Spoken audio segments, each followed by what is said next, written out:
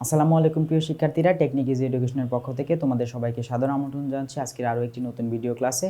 আশা করি তোমরা সবাই ভালো আছো, সুস্থ আছো এবং নিরাপদে আছো। গতদিন আমরা মাদার তেরেসার উপরে যে প্যাসেজটি রয়েছে সেটি পড়িয়ে দিয়েছিলাম। আজকে আমরা এই টপিক্সের যে এমসিকিউ পার্টটি আছে সেটি আমরা আলোচনা করব। চলো আমরা ক্লাসটি শুরু করি।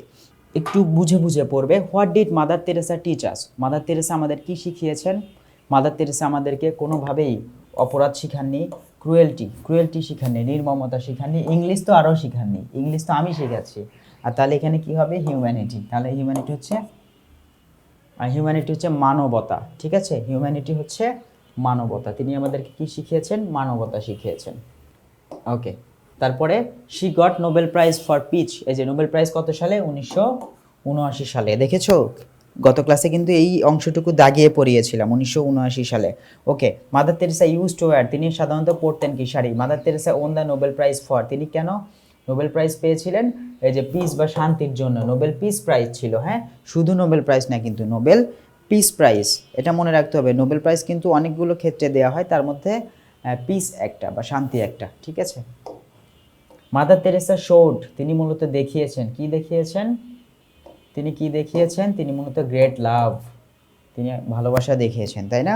তিনি মূলত ভালোবাসা দেখিয়েছেন, ঘৃণা দেখাননি, সামান্য ভালোবাসা না, নো সিম্পাথি না, এখানে গ্রেট লাভ, মহান ভালোবাসা, ব্যাপক ভালোবাসা দেখিয়েছেন। The street of Kolkata are trodden by, তাহলে এখানে কলকাতায় কারা ট্রোডেন বাই, মানে কাদের পদচারণা ছিল? কলকাতার রাস্তায় কাদের পদচারণা ছিল, মানে কারা হেঁটে হেঁটে লোকজনকে খুঁজে বের করতেন? ডাইং পিপলরা, তো ওরা তো পড়েই থাকতো। পদচারণা ছিল মাদার তেরেসার এবং তার ফেলো নান, তারা মূলত এই ডাইং পিপলগুলোকে খুঁজতেন। তাহলে এখানে অ্যান্সার হবে হচ্ছে 1 এবং 2, মানে 4 নম্বর অ্যান্সার হবে, ঠিক আছে? সেট 2তে দেখো কি বলেছে, what does the phrase missionaries of charity mean? Missionaries of charity আমরা এর আগে বলেছিলাম যে এটা হচ্ছে দাতা বা যারা দান করে। এখানে একটু খেয়াল রাখতে হবে, যারা দান করে এবং যারা ধর্ম প্রচারক, এরাই হচ্ছে মিশনারিজ অফ চ্যারিটি। এটা হচ্ছে 1 নম্বর হবে। তার মানে একে তো ধর্ম প্রচার করবে এবং মাঝে এখানে মূলত দানও করবে। তাহলে দান করার আরেকটি উদ্দেশ্য হচ্ছে ধর্ম প্রচার করা, এটা কিন্তু মনে রাখতে হবে। মাদার তেরেসা কিন্তু খ্রিস্টান ছিলেন, মনে রাখতে হবে। মাদার তেরেসা ওয়াজ রিকগনাইজড, তিনি স্বীকৃত, কোথায়? থ্রু আউট দ্য ওয়ার্ল্ড, পুরো বিশ্ব জুড়ে। What were the uncared people given, অযত্নে থাকা মানুষদেরকে কি দেয়া হয়েছিল? অযত্নে যারা ছিলেন, হ্যাঁ, যারা অযত্নে থাকতেন, তাই না, তাদেরকে কি দেয়া হয়েছিল? অযত্নশীল মানুষকে, যারা যত্ন পেতেন না, তারা এমন একটা পরিবেশ দেওয়া হয়েছিল যাতে তারা শান্তিতে মরতে পারেন। ওকে, আর ড্যাশ মুভ মাদার তেরেসা, কোন জিনিসটি মূলত মাদার তেরেসাকে নাড়িয়ে দিয়েছিল?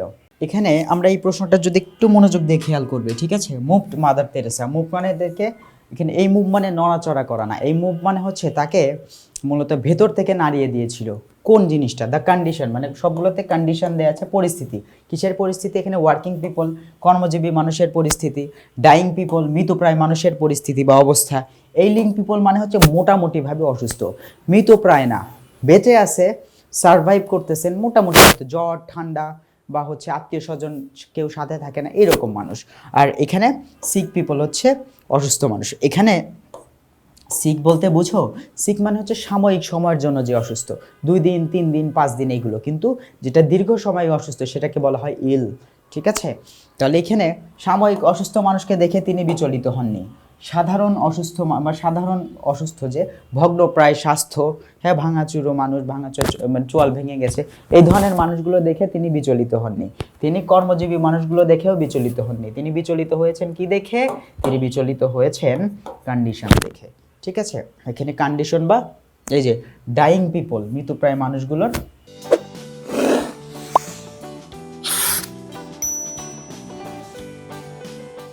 অবস্থা দেখে তিনি বিচলিত হয়েছেন। Mother Teresa is a symbol of, mother Teresa হচ্ছে প্রতীক, কিসের প্রতীক?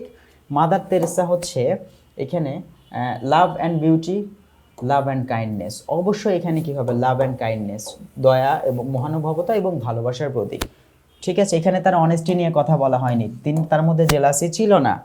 এখানে লাভ অ্যান্ড বিউটি, এখানে সৌন্দর্য নিয়ে কোনো কথা বলা হয়নি। এখানে এই দুইটার মধ্যে যে কোনো একটা হবে, কিন্তু যেহেতু কাইন্ডনেস, দয়া কথাটা এখানে উঠে এসেছে, ওই যে কম্প্যাশন ছিল না, কম্প্যাশন শব্দের অর্থ কি? কম্প্যাশন যখন পড়িয়েছিলাম ওইখানে কিন্তু কাইন্ডনেসটা আমি লিখে দিয়েছিলাম, মনে আছে? তাহলে এখানে সেইটাই হয়ে যাবে এখানে। দ্য ওয়ার্ল্ড ডিভাইন মিনস, স্বর্গীয়, এখানে কি হবে হেভেনলি। ঠিক আছে, এখানে অ্যান্সারটা হবে হচ্ছে heavenly. Okay, mother Teresa smiled, mother Teresa হাসতেন কিভাবে, ফলসলি মিথ্যাভাবে, মিথ্যা হাসি দিতেন। তিনি কি সিনফুল পাপের হাসি দিতেন, ইম্পায়াসলি অধার্মিক হাসি দিতেন, মানে হাসির মধ্যে ধার্মিকতা ছিল না, নাকি স্যাক্রেডলি, স্যাক্রেডলি শব্দের অর্থ হচ্ছে পবিত্রতার সাথে। ঠিক আছে, স্যাক্রেডলি শব্দের অর্থ হচ্ছে পবিত্রতার সাথে। আমরা বলি না হোলি মানে হচ্ছে পবিত্র, হ্যাঁ হোলি শব্দের অর্থ হচ্ছে পবিত্র। Okay, the word divine means, divine অর্থ কি, ডিভাইন শব্দের অর্থ হচ্ছে এই যে হেভেনলি, মাদার তেরেসা স্মাইল। আগের প্রশ্ন দুইটাই আর কি এখানে রিপিট হয়েছে। তাহলে এখানে people all over the world have dash the work of mother Teresa, তারা সবাই মিলে কি করেছেন, অ্যাপ্রিসিয়েটেড প্রশংসা করা। মনে রাখবা ডিপ্রিসিয়েটেড মানে হচ্ছে অবমূল্যায়ন করা, এটাকে মূল্যায়ন করা, প্রশংসা করা, আর হচ্ছে অবমূল্যায়ন করা। আর ইগনোরড শব্দের অর্থ উপেক্ষা করা, ডিনাইড শব্দের অর্থ অস্বীকার করা, দুইটার একটাও হবে না। আচ্ছা, তারপরে এখানে কি বলা যায়, কমিটমেন্ট টু ফ্যামিলি, পরিবারের প্রতি যে পরিশ্রুতি, আমাদের পরিবারের প্রতি আমাদের দায়িত্ববোধটা কি হওয়া উচিত, এটা নিয়ে যখন তাকে বলতে বলা হয়েছিল, কে কথা বলেছিলেন, মাদার তেরেসা এই বিষয়টা নিয়ে কথা বলেছেন। এখানে হ্যাটচেড মানে ঘৃণা বলা হচ্ছে, ইনডিফারেন্স টু মানে উদাসীনতার বলা হচ্ছে, লাইকিং টু ফ্যামিলি পরিবারকে পছন্দ করা বলা বোঝানো হচ্ছে, আর প্রমিস টু ফ্যামিলি পরিবারের প্রতি আমাদের প্রতিজ্ঞা বা দায়িত্ববোধটা কি হওয়া উচিত। কারেক্ট অ্যান্সার হবে হচ্ছে এই 3 নম্বরটা। এরপরে দেখো future of humanity passes through, future of humanity কোথা থেকে শুরু হয়, ফিউচার অফ হিউম্যানিটি এটা মূলত শুরু হয় পরিবার থেকে। তাহলে এখানে অ্যান্সার কি হবে পরিবার।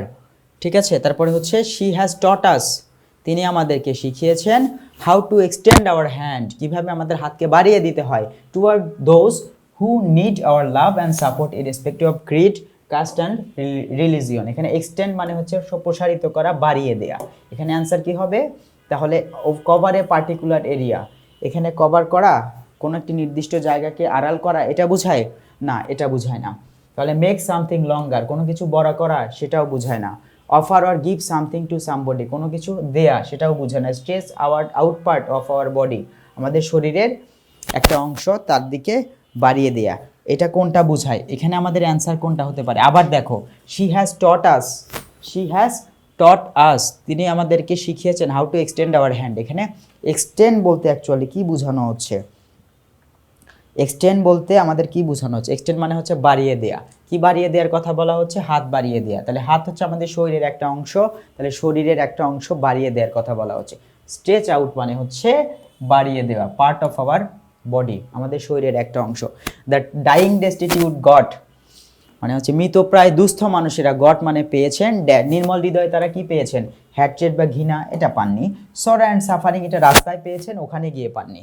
তারপরে অ্যাফ্লিকশন মানে দুঃখ, মনে রেখো এইটা অবশ্যই মনে রাখবা, অ্যাফ্লিকশন হচ্ছে দুঃখ, অ্যাফেকশন মানে অনুরাগ, এইটা অ্যাফেকশন হচ্ছে স্নেহ, কিন্তু অ্যাফ্লিকশন তো আসলে যায় না। নির্মল হৃদয় কি তারা কষ্ট পেয়েছেন, দুঃখ পেয়েছেন না, তাহলে এখানে love and affection, love and affection. তোমাদের জন্য আমার এখানে সাজেশন থাকবে, লাভের সবগুলো সিনোনিম মুখস্থ করে ফেলবা, অ্যাফেকশনের সবগুলো সিনোনিম মুখস্থ করে ফেলবা, তাহলে এই প্রশ্নটা তোমাদের আর ভুল হবে না। ঠিক আছে, ওকে। যাই হোক প্রিয় শিক্ষার্থীরা, আমরা আজকের এই ক্লাসটির একদম শেষ পর্যায়ে চলে এসেছি। আশা করি পুরো ক্লাসটি তোমরা বুঝতে পেরেছ। যদি কোনো সমস্যা থাকে তাহলে প্রথম থেকে আবার ভিডিও ক্লাসটি করে তারপরে এটি নিয়ে বিস্তারিত আবার পড়বে। পরবর্তী ক্লাসে তোমাদের সঙ্গে আবার দেখা হয়ে যাবে, আবার একটি ক্লাস নিয়ে হাজির হয়ে যাব আমি ইমরান মাহমুদুল শিফাত, টেকনিক ইজি এডুকেশনের প্ল্যাটফর্মে। সে পর্যন্ত তোমরা সবাই ভালো থেকো, সুস্থ থেকো, নিরাপদে থেকো, টেকনিক ইজি এডুকেশনের সঙ্গে থেকো। আসসালামু আলাইকুম।